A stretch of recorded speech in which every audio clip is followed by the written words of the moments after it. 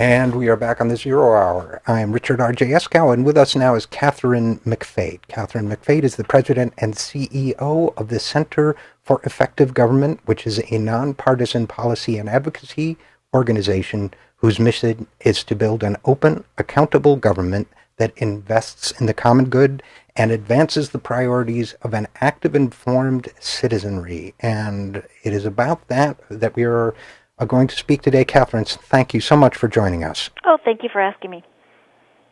Now, my understanding is that you and your organization are involved with something called Witness Wednesday. Is that correct? That's correct. So tell us about it. Okay. Well, do you want me to tell you about how we got involved? No, just tell us what Witness Wednesday is. It's actually got a subtitle, is Stories of the Unemployed. So what we're doing is every Wednesday we go up to the Hill and we get members of Congress and members from the faith community and labor and other nonprofit and advocacy groups to read the stories of unemployed people. There are now over 3.1 million people who have been unemployed for at least 6 months and are getting absolutely no assistance. And the stories that they're telling us about how that's affected their lives and what's happening to them are really quite compelling and painful to listen to. We believe that this shouldn't be a partisan issue. This should just be an issue of taking care of each other. This is an American issue. We've never before had this level of long-term unemployment and without the federal government stepping in and providing assistance. But we cut it off. They cut it off at the end of 2013, and there are millions of families who are suffering as a result of that, and we think it's just unconscionable that we're not taking action. Well, I worry. I spend a lot of time thinking about the long-term unemployed, just because, for one thing, it's such a human tragedy, and Absolutely. I write about those. I was just saying, just a year ago, I wrote a piece called "The Forgotten Americans," about them, because it seems that everybody's forgotten them. Mm-hmm. Since then, if you listen to the government reports, people will say there has been something like a 900,000 plus reduction in the number of long-term unemployed, which would still leave, I don't have the figures in front of me, about 3.34 million long-term unemployed, or somewhere in that area. And but we don't know how much of that reduction is due to people finding jobs and how much is due to them becoming discouraged workers and no longer Correct. looking. And I suspect a lot of it is the latter, don't you think? Yes, because we have 5 to 6 million people who are in that category now. So we have a lot of people who have just feel like they've given up and stopped looking, so they're not counted as unemployed, but they're not in the labor force, and they don't. So they're not looking for work, and they still don't have jobs. So we have this gap, and we don't know what's happened to those folks. And one of the reasons why I think it's so important what you're doing is that if you're a human being with any empathy at all, and you can imagine what it'd be like to be a working, productive member of society, paying your bills, feeding your kids, doing whatever it is you do in your life, and then all of a sudden you're not. And basically the message that society is sending to you by its policies and its behavior is, and you're never going to again.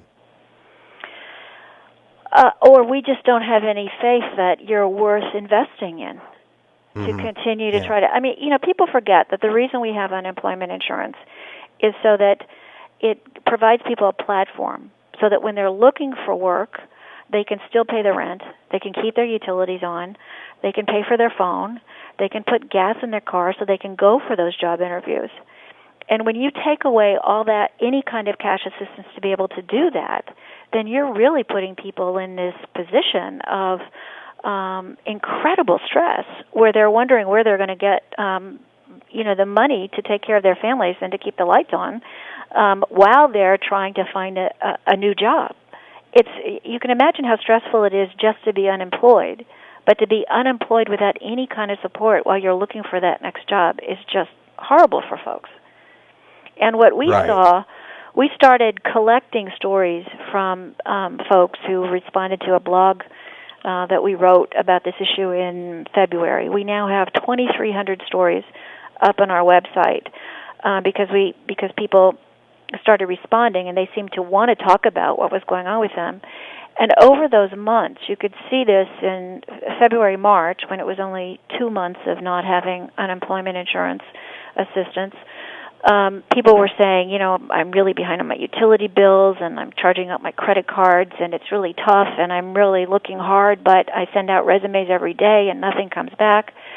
Well, now 6 months, the stories are just getting so much more desperate, and people are saying, I was foreclosed on, I was evicted, I finally got a job interview, but I didn't have gas money to go to that job interview.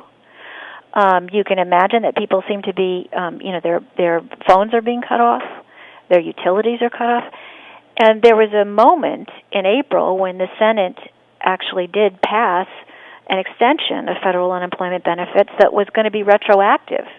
So it went back and they were going to give people those back benefits. And the folks who were responding to our website were like thrilled. They were saying, oh, this is great. I'm going to finally be able to pay back my utilities and get back on track, with that retroactive pay, so that dig ourselves out of the hole, pay down some of the credit cards, and then hopefully when I get another job, I'll be able to move forward. And now they're just so upset and so desperate. And these are folks we've got all these people who are like in their 40s and 50s and say they've worked for 30 years, they've never been unemployed before, and they've just pulled out all the resources they can. They've used their savings. They've used any retirement income, and they're really desperate. And it's just unconscionable that they have fallen off the radar. We're talking with Katherine McFate of the Center for Effective Government about Witness Wednesdays. So Witness Wednesday, in effect, is, as I understand it, an attempt to trigger something in the consciences of members of Congress who are not acting on this by humanizing the tragedy that is deepened with every day that unemployment insurance extensions are not passed for these long-term unemployed. That's right. If you listen to the stories, or if you go, you can go on we have a witnesswednesday.org website. You can go on and you can look at the stories. You can look at videotape of people reading the stories. When you hear this, it's hard to say those are people not like us. Those are people we don't know, because they sound like your friends and neighbors and people that you do know. And that's what we're trying to remind people, that these are folks who are just unfortunate and either live in a tough labor market or are just, for a variety of reasons, having a hard time getting back into the labor market. And it could be us. I kind of wonder if that's not part of the reason that people kind of look away and don't want to hear about it, because there's a fear that it could be them.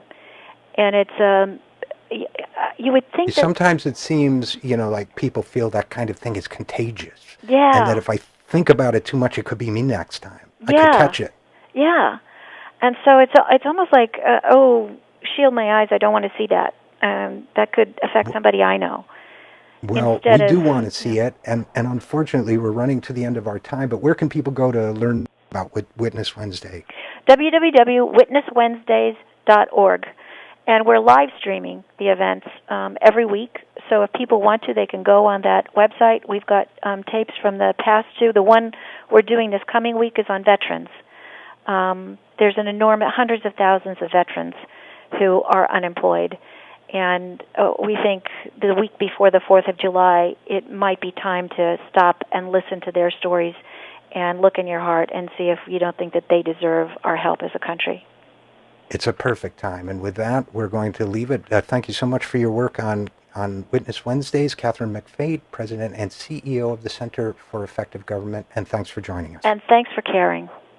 Okay. You bet. We do care. I know you do.